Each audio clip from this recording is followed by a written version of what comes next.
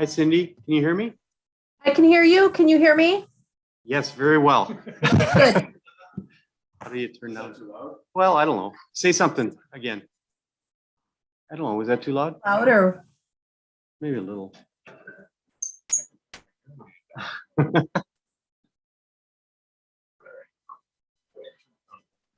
Thank you. I can whisper instead if you'd prefer. That's perfect. You're good. You're good. Okay.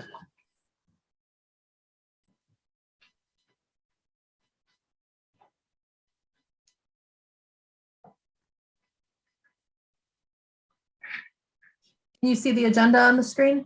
Yes, we can.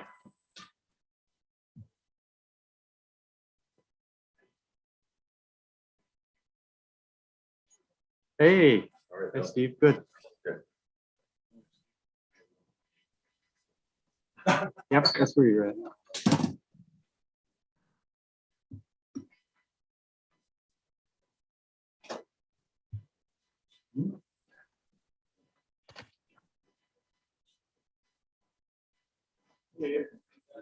Well, how are you?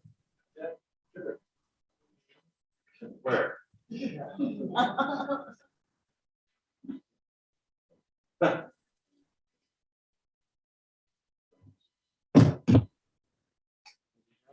How are you?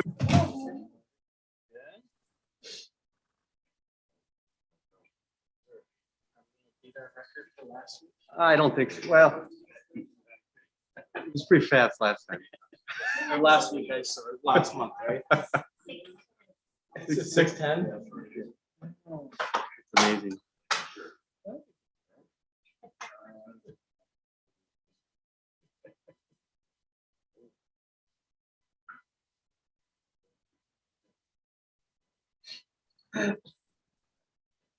Stephen, that's quite the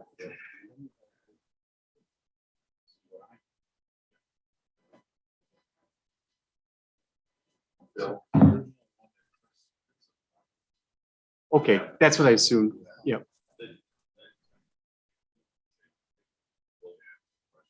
Okay, so you're not going to have a statement or anything you want to make?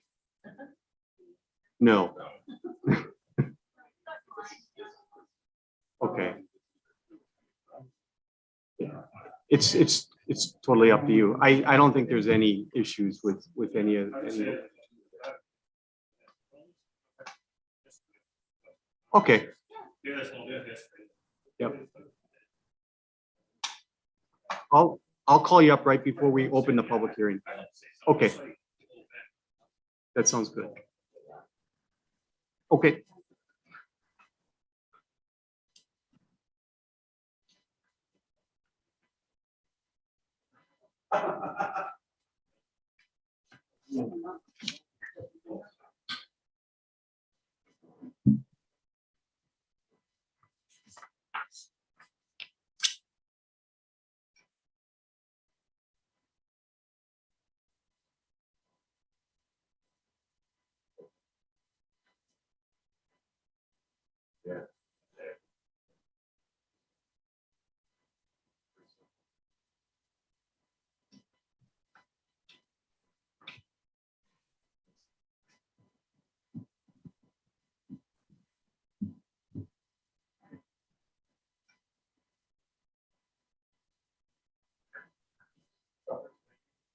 Where do I have to start? Yeah. Robert said told you.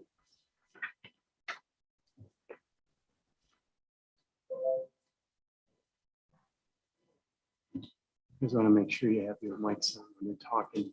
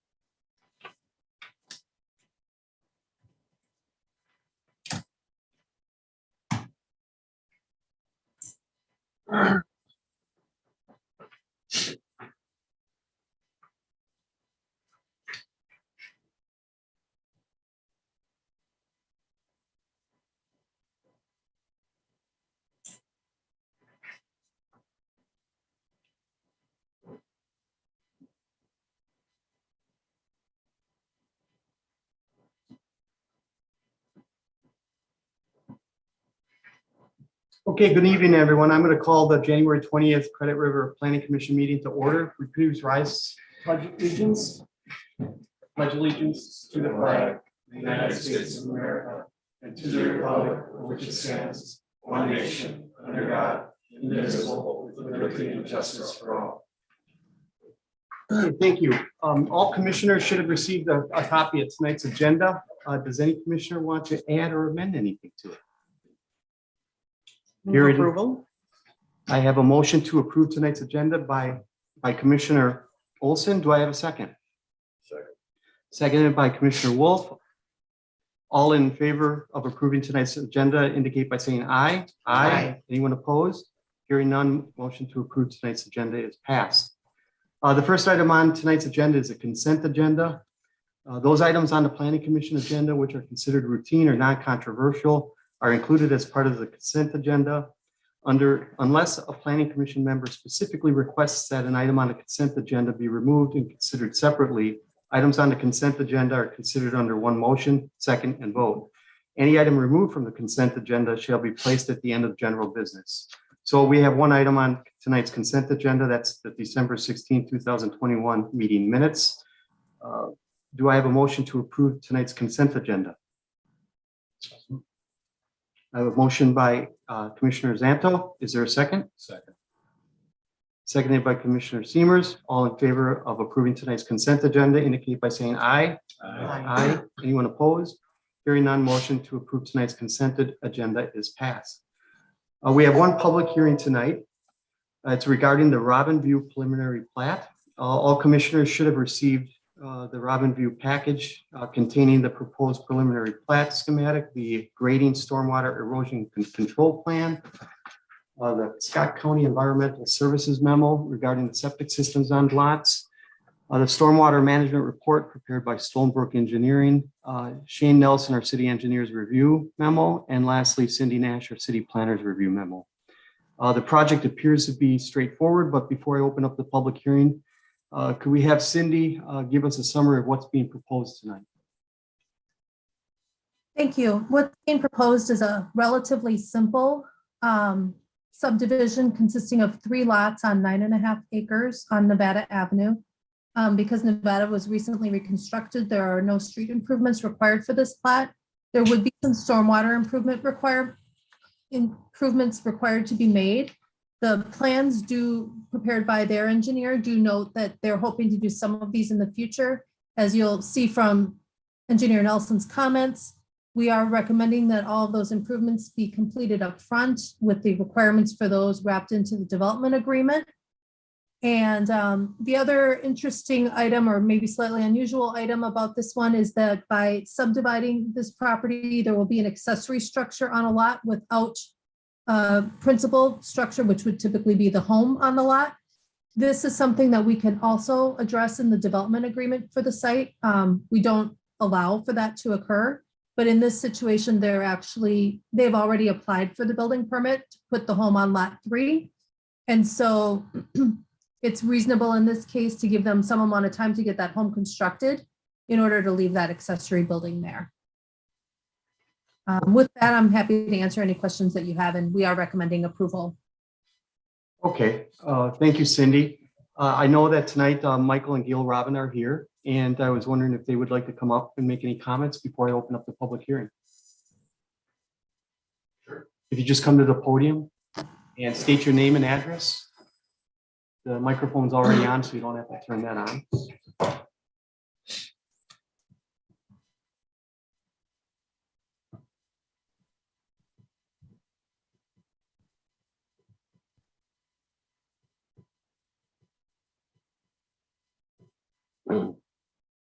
Oh, planning. Can you hear me okay? Yeah. All right. Yeah, I'm Michael Robin, and I live at 20681 Nevada Avenue. in Credit River, which I'm still getting used to as far as not saying Prior Lake. So now that we're a city, it's pretty cool. My wife Gail is here with me, and we moved in here to Credit River Township in 1993, and we have 2 children, Katie and Brian. We raised them here. So Brian wasn't in school, so they went to the Lakeville schools. Katie was a little bit older, so she was in 3rd grade when we moved in. Originally from Bloomington. We moved, Katie went to the North High School, and Brian ended up going to the South.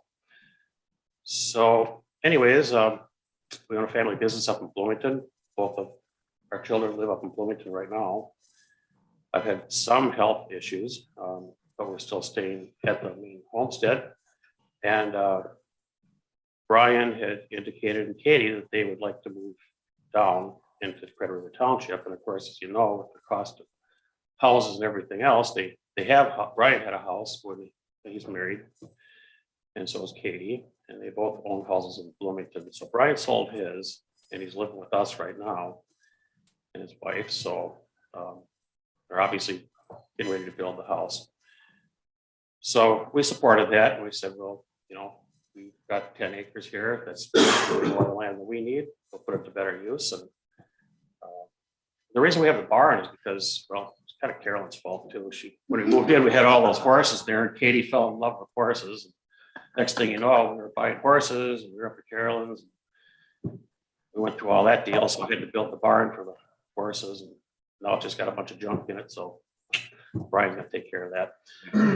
I would like to say that, I've been a resident here for a long time. I've been watching the township grow, and it's been really fun to see and to stay in here.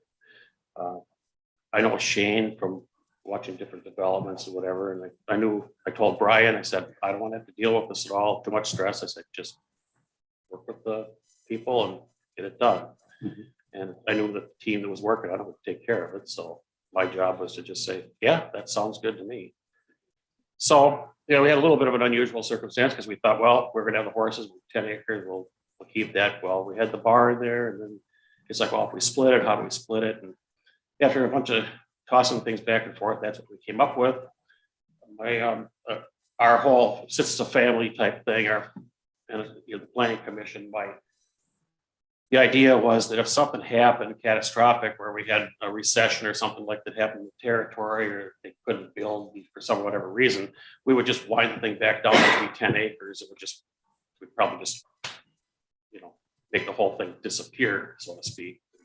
Start over to say, hey, it's rather tear down the building, and be just like, well, we would probably do something like that, ask the city, but I don't think that'll happen because the cost of building and stuff he wants to get that thing done. He's already committed, so yeah, he's locked in. So anyways, I appreciate what you guys did, what Shane's done, what everybody's done. So from both me and Gail, Brian's, we're not too much sympathy for him because he's in Costa Rica right now, enjoying 82-degree weather, but on vacation, or he's having a delayed honeymoon because they were going to go to Italy, and of course COVID stopped that. So this was their deal. He says, Dad, the meeting's on tonight. And I said, well, what do I need to do? He said, well, just show up. All right, thank you, Michael. Thank you very much. Okay, I'm going to open up the public hearing now. This is a time for residents to provide comments pertaining to this project. We did not, as far as I know, Cindy, we did not receive any written comments submitted for this. That's correct. Is there any resident here tonight that would like to make a comment on this preliminary plat? I ask that if you do, please step up to the podium, state your name and address. Doesn't look like we have any in here that would like to make any comments. Therefore, I need a motion to close tonight's public hearing. Do I have a motion? I'm sorry? Who did that? Is there a motion? So moved. So moved. Thank you. Thank you, Commissioner Siemers. Do I have a second? Is there a second? Second. Thank you, Commissioner Olson. All in favor indicate by saying aye. Aye. Anyone opposed? Hearing none, motion to close tonight's public hearing is passed. I have a couple, this is a time for us to ask questions. I just have a couple questions. Cindy, in the package, I didn't see something that was referenced in Shane's memo. I believe it was the July 12th, 2021 wetland delineation report, but then again, there was no wetland impact. So maybe that's why it wasn't in there. Great question. So typically, we don't provide a lot of that information in the packet because it just becomes too voluminous. Okay. He'll reference things that he reviewed, but we won't necessarily include them for you to look at unless there's a reason to look at it. Very good. That's perfectly fine. And then just one other question in Shane's memo. When he uses the word recommend, as opposed to using the term required. So with that infiltration basin in the northern lot, he was recommending that be constructed before construction of the final plat. Should he be using the term require? Because to me, recommend is, well, he's recommending it, but it doesn't necessarily have to be done. It's just his recommendation. So that's the way he interprets how it should be done, and he'll typically use the word recommend. I'll frequently do that as well, because there are sometimes other ways that you can take something. In this case, there is actually a couple different ways this could have gone. I ended up changing my recommendation to be very typical with a development agreement at the end of the day. A different way that this one could have happened would have been that all of the work could have been done on the stormwater ponds, and we hold the final plat for recording so that we don't need to do a development agreement. But given that they want to build the house as soon as possible, after speaking with Brian Robin, the development agreement was the way to go with this. Okay. You'll see that in the future as well. There are some things are not necessarily 100% required, but are 99% or 95% of the time the way something will end up going. Yeah. And a lot of times we might just put recommended instead of required. Okay. And then the last, just clarification or confirmation. So we don't need a variance for the existing structure, the barn that's already on one of the lot on one of the new lots, because it's already there. Is that why we don't need a variance?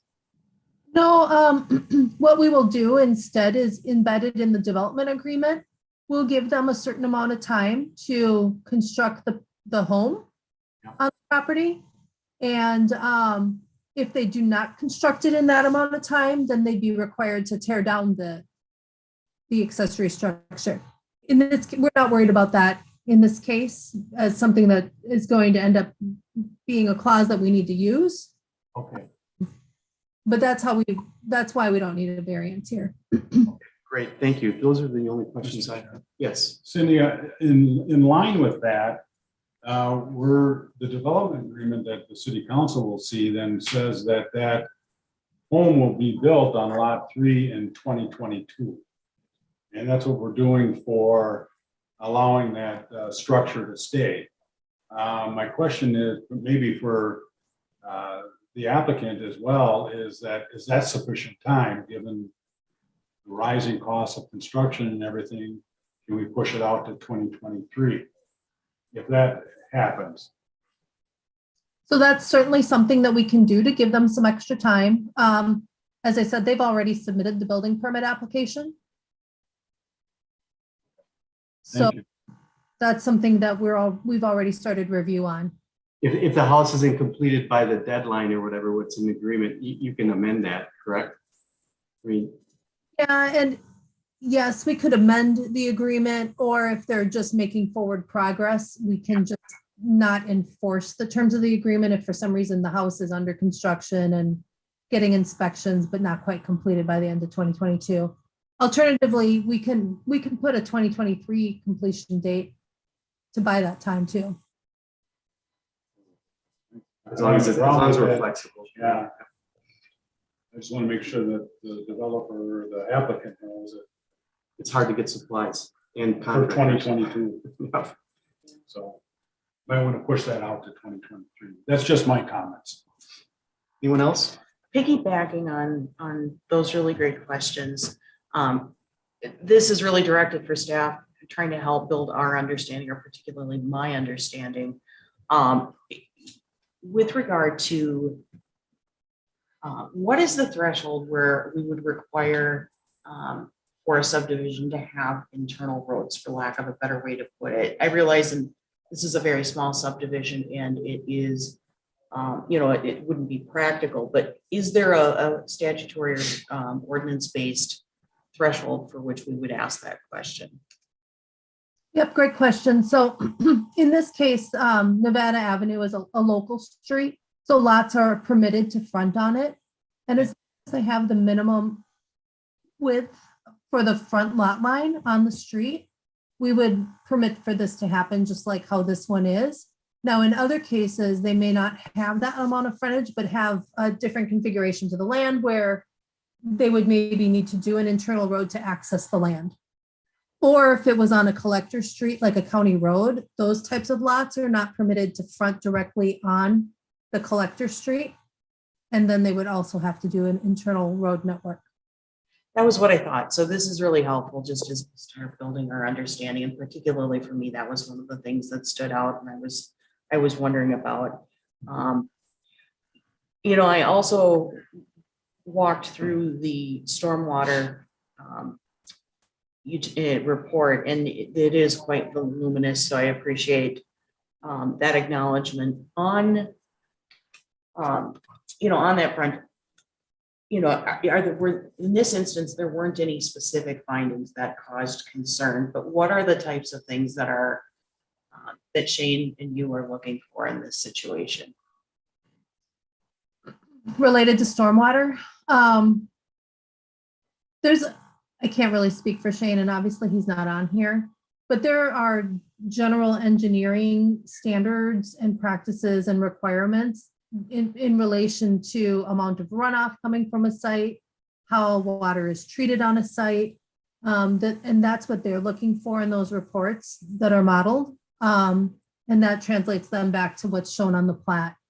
So a lot of time, I gave you the surface water management plan this time, partly just so that you can see what they're like, but in the future, I probably won't include them in the packet as often because they are really voluminous and really a lot of numbers that for most people don't mean a whole lot unless you're an engineer.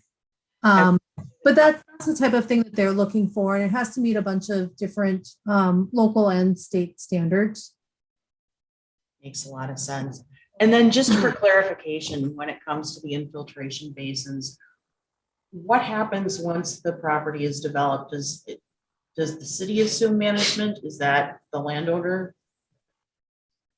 So there will be a stormwater maintenance agreement related to how that is taken care of.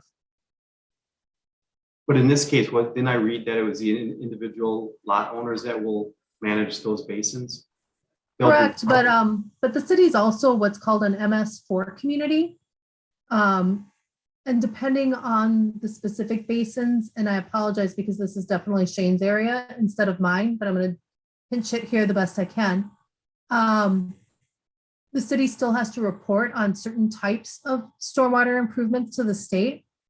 So that stormwater maintenance agreement will say what needs to be done, but there will still be a drainage and utility easement placed over those stormwater improvements so that if they are not being maintained, then the city has the right to go in and take care of it and assess the cost back to the property owner is what is typically included in those agreements.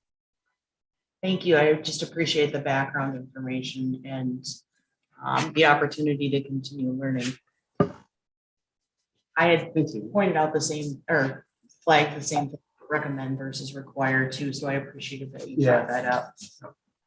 I take things literally. We're learning. We need to do that. Okay, any other? So Cindy, one question again regarding stormwater. Do all three lots naturally grade toward that wetland in the back? Ultimately, they do. Okay. So from what I read here, it's basically, at this point in time, those three lots do you not feel there's any reason not to grant this as we move forward and as far as runoff toward adjacent properties outside of these 3 lots? Correct, and that's a great question. That is one thing that, of course, Shane reviews when he's looking at the stormwater plans is how does anybody's individual plans affect properties off-site? And you will frequently find that that water from a site currently will leave the site and go to somebody else's property, of course. And that will still be allowed to happen post-development, but then the rate is controlled and in terms of how that leaves the site. So there, when that occurs, there ends up being some changes because typically what happens is the water is slowed down versus say if you had a 5-inch rain all of a sudden, normally it would run through really fast. Post-development on a typical subdivision, that water is going to go into stormwater holding ponds, which will hold that water back and then let it come out at a controlled rate. So while it's coming out at a slower amount, say, or speed, it will take longer for it to all drain away. Is that wetland drained to any creek, river, anything like that? Or is it just a low part of the development that's just going to hold and retain? I apologize, I don't have that information as that's something that Shane would have reviewed. All right, thank you. Any other questions? Okay, hearing no other questions by any commissioner, can I get a motion to recommend to the city council to approve the Robin View preliminary plat subject to the developer satisfactorily addressing the items and conditions in staff's memo? Motion by Commissioner Zanto. Can I get a second, please? Second. Seconded by Commissioner Wolf. All in favor indicate by saying aye. Aye. Anyone opposed? Hearing none, motion to recommend to the city council to approve the Robin View preliminary plat subject to the developer addressing the items and conditions in staff memos is passed. That's all we have on the agenda tonight. Can I get a motion to adjourn tonight's agenda? So, Commissioner Siemers, is there a second? second. Seconded by Commissioner Olson. All in favor indicate by saying aye. Aye. Anyone opposed? Hearing none, motion to adjourn is passed. Thank you, everyone. Thank Have you, a nice Cindy. evening. Thank you. Thanks, Cindy. Can I make one suggestion for your meeting? Just as somebody who's participating remotely, I can hear Bill very well. And when specific questions were being asked, I could hear those. But regarding motions and stuff, I couldn't hear who was making motions. So Okay,